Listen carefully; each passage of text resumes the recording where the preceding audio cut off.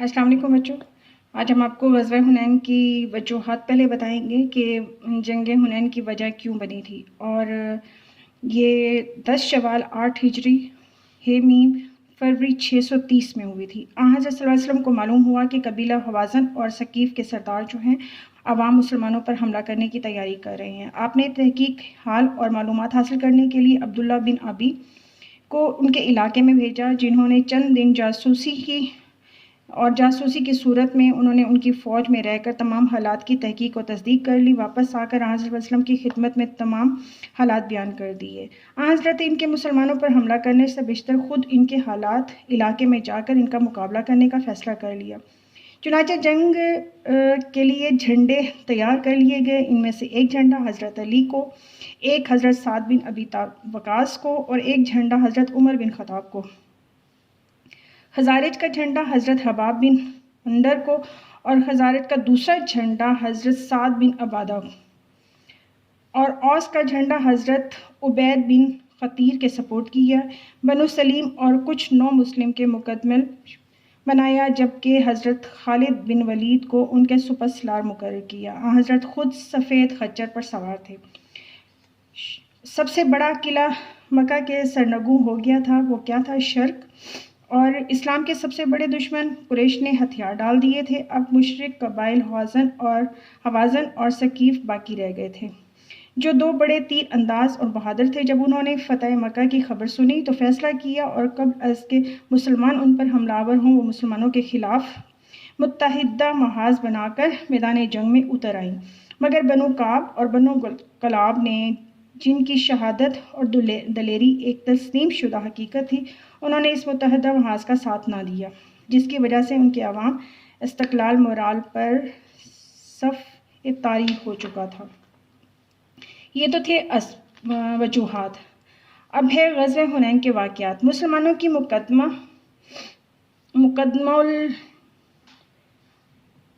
جس میں بنو سلیم کے آدمی تھے، جن کی قیادت خالد بن ولید کر رہے تھے. ان کے آگے سوار فوج جا رہی تھی. مشرکین نے وادی کے تمام ٹیلوں پر مسلمانوں کے آگے آنے سے پہلے ہی قبضہ کر رکھا تھا. مکین گاؤں میں آ کر چھپ گئے تھے. وہاں آ کر مسلمانوں کے لشکر کا انتظار کرنے لگے. مسلمانوں کی فوجیں وادی حنین میں فجر کے وقت داخل ہوئیں تو یہ وادی درمیان سے گہری اور ڈھلوان تھی. جب مسلمانوں کی اکثر فوجیں وادی میں داخل ہو گئیں تو مشرکوں نے ان پر تیروں کی بارش برسا دی.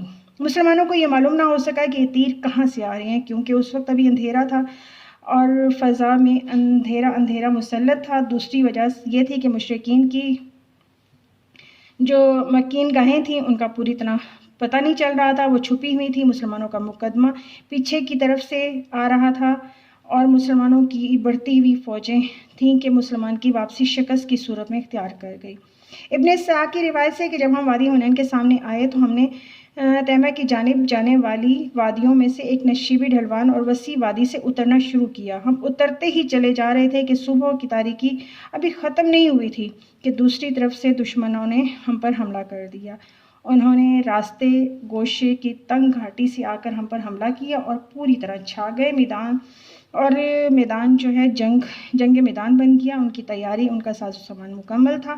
یکجہتی سے حملہ کیا گیا. یہ حملہ ایک آدمی کا نہیں تھا اور جس کی وجہ سے شکست کھا کر پیچھے لوٹنے لگے. حالت یہ ہو گئی کہ کوئی کسی کو مڑ کر دیکھتا تک نہیں تھا. بنو ثقیف اور حوازن نے وادی حنین میں مخفی طریقے پر مکین گاہوں سے ناگہانی غیر متوقع حملہ کیا تھا، جو کہ کامیاب جنگ کا ایک طریقہ تھا. شکست کے بعد مسلمانوں کی حالت انتہائی نازک ہو گئی تھی. دشمنوں نے ان پر غیر متوقع طور پر اپنے مکین گاہوں سے پوشیدہ طور پر نکل کر صبح کے اندھیرے میں حملہ کر دیا. تیروں سے بارش شروع ہو گئی. سب سے پہلے شکست کھا کر بھاگنے والے 9 مسلم تھے، لیکن جو لوگ بھاگنے کی تلقین کر رہے تھے اس لیے وہ ایک بہت بڑا خطرہ بن گئے تھے. صرف حضور صلی اللہ علیہ وسلم اور ان کے ہمراہ تقریباً 100 صحابہ انصاری مہاجرین کی جماعت رہ گئی تھی. جب انہوں نے بلند آواز میں انصار اور مہاجرین کو پکارا تو تمام لوگ فوراً واپس پلٹے اور دشمن پر ٹوٹ پڑے اور ناکامی کامیابی میں بدل گئی. اکثر مسلمان کامیاب ہو گئے. دشمن شکست فاش کھا کر بھاگ گئے اور ان کے 6000 عورتیں اور مرد بچے جو ہیں بے شمار مال غنیمت بھی ان کے ہاتھ آ گیا. بنی عبداللار کے شیبہ بن عثمان بن ابی طلحہ نے، جس کا باپ احد جنگ احد میں مارا گیا تھا، بیان کیا کہ اس وقت بھی دل میں آیا کہ آج محمد کو قتل کر کے میں اپنے باپ کا بدلہ لے لوں۔ نعوذ باللہ، میں نے رسول اللہ صلی اللہ علیہ وسلم کے قتل کا ارادہ کر لیا، مگر کوئی ایسی شے نظر نہ آئی کہ میرا دل بیٹھ گیا اور مجھے اپنے ارادے پر قدرت نہ ہو سکی۔ میں سمجھ گیا کہ اللہ کی جانب سے آپ کو میری جانب سے محفوظ کر دیا گیا ہے۔ حنین مکہ اور طائف کے درمیان ایک وادی کا نام ہے جو ذوالحجاز بازار کے پاس عرفہ سے 300 میل کے فاصلے پر ہے۔ اس مقام کے اوتاس بھی تھے اور موازن اور ثقیف 2 قبائل کے نام ہیں جن کی بہت سی شاخیں ہیں۔ اہل عرب کا خیال تھا کہ اگر آن صلی اللہ علیہ وسلم قریش پر غالب آ گئے تو مکہ فتح ہو گیا، تو بلا شبہ وہ ایک سچے پیغمبر ہیں، جبکہ مکہ فتح کے بعد تمام قبائل نے خود پیش قدمی کر کے اسلام قبول کرنا شروع کر دیا، لیکن حوازن اور ثقیف پر اتنا اثر پڑا کہ یہ قبیلے سے بڑے جنگجو اور فنون جنگ سے واقف تھے۔ اسلام کو جس قدر غلبہ ہو چکا تھا وہ اسی قدر زیادہ مضطرب تھے۔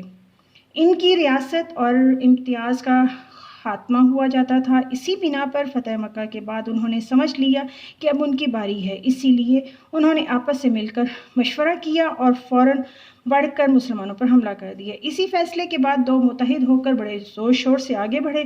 جوش کا یہ عالم تھا کہ ہر قبیلہ اپنی عورت، بچوں، مالوں، مویشیوں کو بھی ساتھ لے کر آیا تھا تاکہ جان توڑوا کر جہاں اڑ جائے لڑا جائے وہاں لڑ سکے۔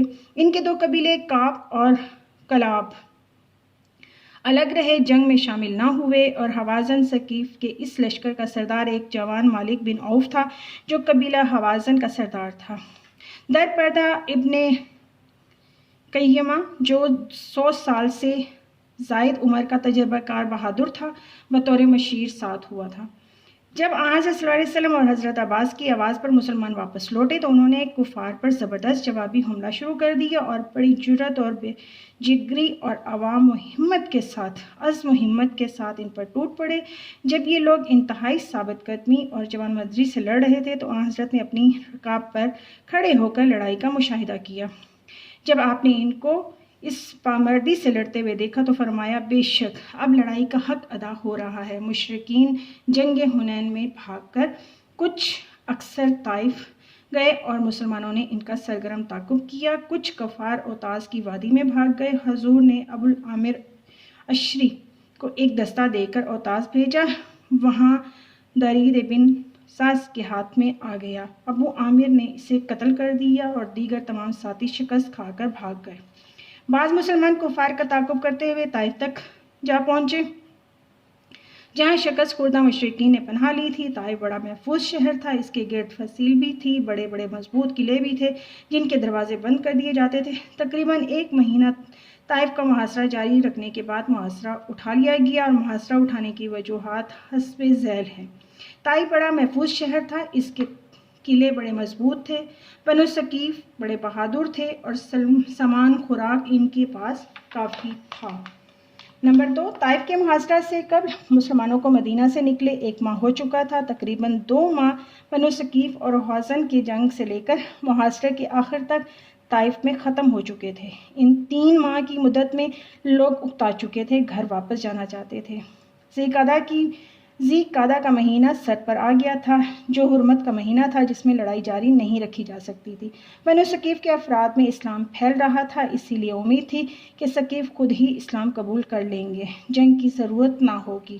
کچھ دیر بعد مالک بن عوف کفار کا سردار خود ہی مسلمان ہو گیا اور حضور نے مالک بن عوف کو حوازن کے مسلمانوں کا حاکم مقرر کر دیا، خود ہی بنو ثقیف سے لڑتا رہا اور تبلیغ اسلام کرتا رہا۔ نمبر 6، بدو قبائل اور نو مسلمان مال غنیمت کی تقسیم کا مطالبہ کرنے لگے۔ یہ ہم اگلے ایپیسوڈ میں بتائیں گے۔ اللہ حافظ۔